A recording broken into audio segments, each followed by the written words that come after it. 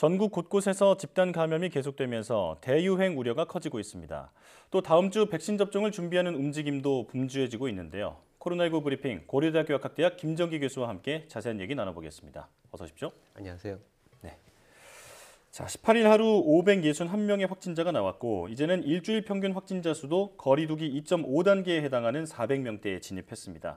설 연휴 인구 이동에 따른 영향이 이제부터는 나타나고 있다 이렇게 볼 수 있을까요?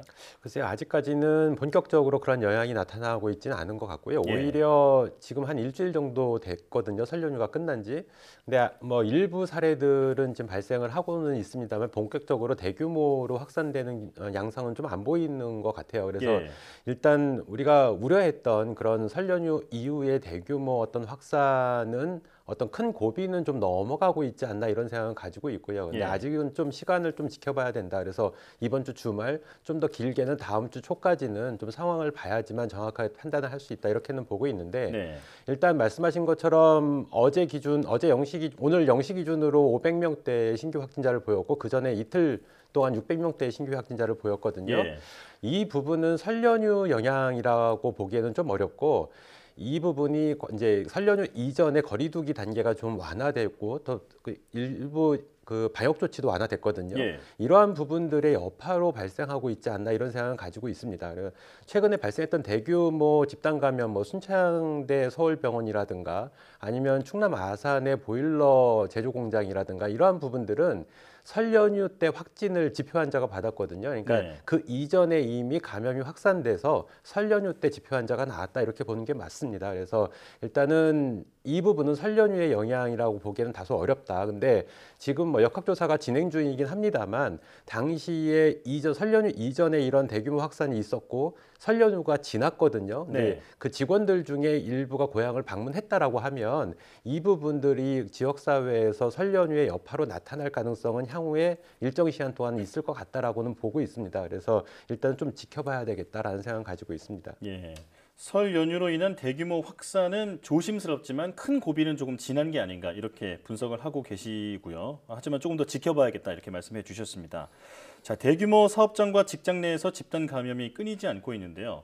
지금처럼 확진자가 나온 이후에 그 시설을 전수조사하는 방식으로는 방역에 한계가 있다 이런 지적이 있습니다. 교수님께서는 어떻게 보십니까? 물론 한계가 있는 거는 맞습니다. 근데 다른 대안은 또 현실적으로 없습니다. 아, 예. 그러니까 가장 대표적인 대안은 그러면 전수조사를 주기적으로 하는 부분이거든요. 그러니까 사업장마다 지금 요양병원이나 요양원 같이 입소자 내지는 그 종사자들에 대해서 주기적으로 검사를 하는 방법인데 지금 전국에 사업장이 굉장히 많습니다. 그러니까 예. 어떻게 다른 측면으로 보면 전 국민을 대상으로 전수검사 내지는 주기적인 전수검사를 하겠다라는 얘기랑 똑같거든요. 그러니까 예. 이 부분은 현실적으로 굉장히 어렵다. 그러니까 지금 현실적인 부분을 감안을 했을 때에는 다른 대안은 뾰족한 게 없다라고 보고 있습니다. 예. 그래서 이러한 어떤 방역 조치의 대응 방식이 좀 미흡하다라는 부분보다는 국민들께서 개개인이 방역 수칙을 준수를 해야지만 해결되는 문제다 이렇게는 보고 있습니다. 예, 현실적인 한계가 있다 이런 말씀을 해주셨습니다. 자, 방역 당국이 거리두기 체계 개편을 논의하고 있는 가운데 이대로 유행이 확산하면 방역 조치 강화를 검토하겠다고 밝혔습니다. 거리두기 방안이 개편된다면 어떤 점에 가장 초점을 맞춰야 할까요? 일단 개편되기 이전에 지금의 양상 600명대 또는 500명대가 계속 유지가 되거나 아니면 더 확산이 진행이 된다라고 하면 당연히 개편 이전에도 방역 조치를 강화를 시켜야 되겠죠. 근데 예. 지금 말씀하신 뭐 포인트는 제가 보기에는 이제 3월에 예정돼 있는 거리두기 개편안 말씀하시는 것 같은데 예. 이 개편안에서는 일단 정부에서 자율과 책임에 방점을 두겠다라고 얘기를 했거든요.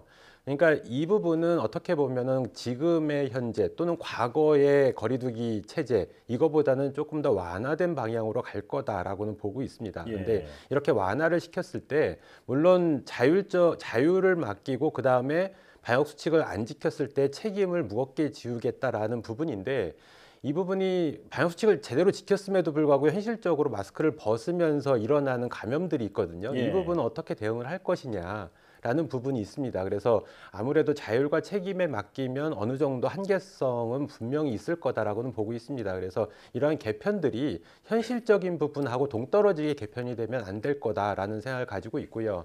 오히려 완화를 지나치게 시키게 되면 새롭게 개편되는 이런 사회적 거리두기 체계가 그 전파를 감소시키지 안정화시키기에는 역부족일 가능성이 있고 예. 오히려 또 이 부분이 지금 현 5단계에서 3단계로의 개편안들이 지금 얘기가 나오고 있거든요. 이 얘기는 과거의 첫 번째 방역 시스템으로 돌아가는 건데 현실적으로 이 단계를 조정할 때 근거가 부족하게 되면서 혼란이 또 야기가 될 가능성이 있습니다. 그래서 예. 이런 부분들을 방역 당국에서 굉장히 철저하게 좀 검토를 한 다음에 새로운 개편안을 냈으면 하는 바람을 가지고 있습니다. 예.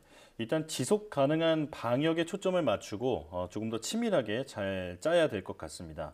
자, 다음 주 금요일 26일에 백신 접종이 시작됩니다. 조만간 국내 1호 코로나19 백신으로 승인된 아스트라제네카 백신이 이제 각 보건소로 배송이 될 텐데요.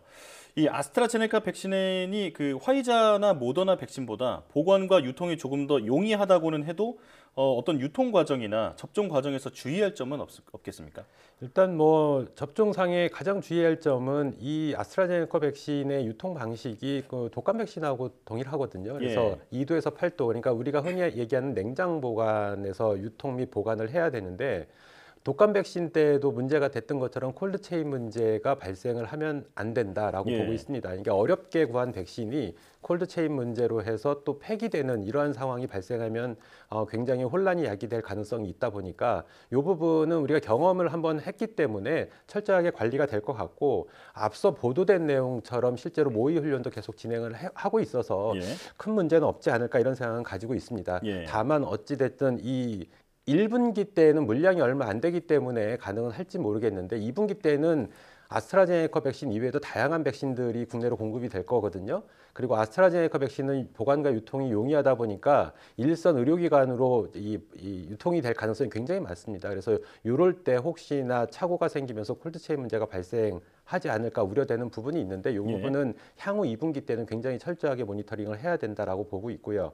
그리고 이 부분은 아스트라제네카뿐만 아니라 다른 백신도 마찬가지인데 병 하나, 그러니까 바이알 하나에 여러 회분의 백신이 함께 들어가 있습니다. 그래서 예. 접종 전에 이거를 나눠야 되거든요. 아, 1회분으로. 그럼 분주라고 얘기하는데 분주할 때 물론 이거 전문가들이 하고 있기 때문에 의료진이 전문가이기 때문에 그럴 우려성은 굉장히 낮긴 합니다만 세균 오염 등이 발생할 가능성도 있습니다. 그래서 이런 부분들은 좀 경계를 해야 되지 않을까 생각을 하고 있습니다. 예.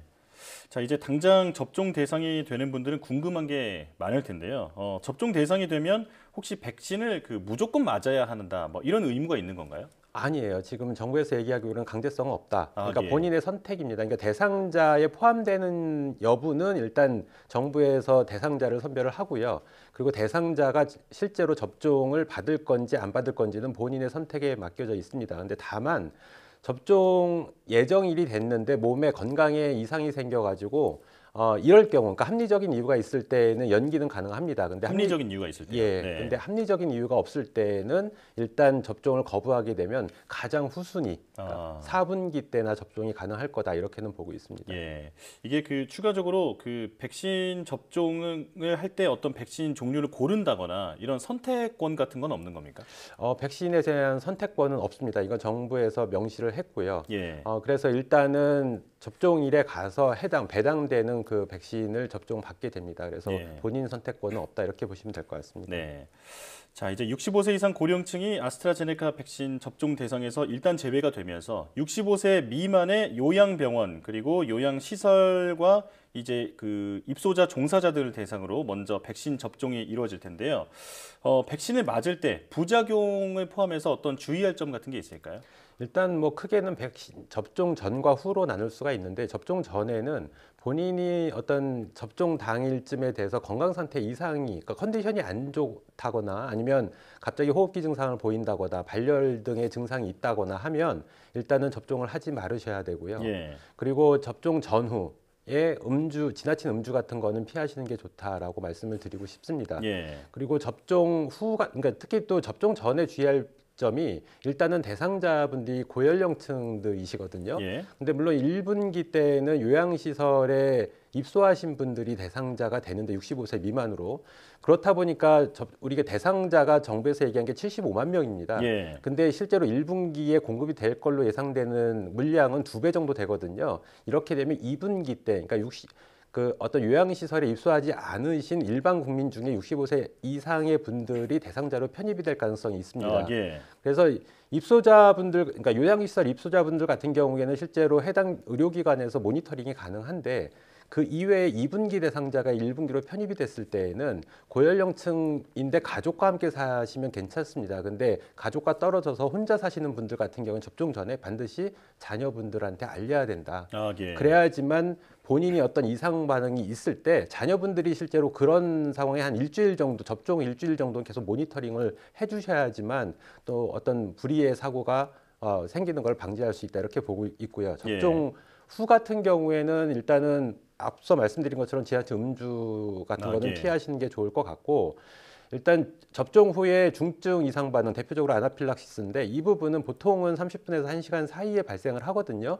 그래서 지금 방침은 접종받은 의료기관에서 모니터링을 하게 되어 있습니다. 그래서 예. 크게 우려는 안 하셔도 되는데, 일단 귀가하신 다음에도 아나필락시스가 후에 발생하는 케이스도 가끔 있거든요. 아, 예. 그리고 이상 반응 중에 혹시나 경미한 반응에서 갑자기 고열을 동반한다든가 이렇게 중증으로 발전이 되면 반드시 의료기관이나 보건소에 연락을 하셔야 되고 가족들한테 빨리 연락을 하셔야지만 불의의 사고를 막을 수 있다 이렇게 말씀드리고 싶습니다. 예. 또 한 가지는 실제로 이렇게 어떤 발열이라든가 통증이 발생을 하게 되면 소염진통제를 복용하실 수도 있는데 예. 이 부분은 경계를 좀 하셔야 됩니다. 왜냐하면 예. 소염진통제 자체가 면역 반응을 낮출 수가 있고요. 혹시 중증인 경우인데 이게 일시적으로 가릴 수가 있거든요. 그래서 이런 부분들은 굉장히 경계를 하셔야 된다. 그리고 노인분들 같은 경우에 일단 관절염 약이라든가 이런 것들을 복용하시는 분들이 계세요. 그렇죠. 근데 이 부분에 이런 소염진통제 일부분 포함됐을 수도 있거든요. 그래서 이런 부분들은 굉장히 좀 조심을 하셔야 된다라고 생각을 하고 있습니다. 예.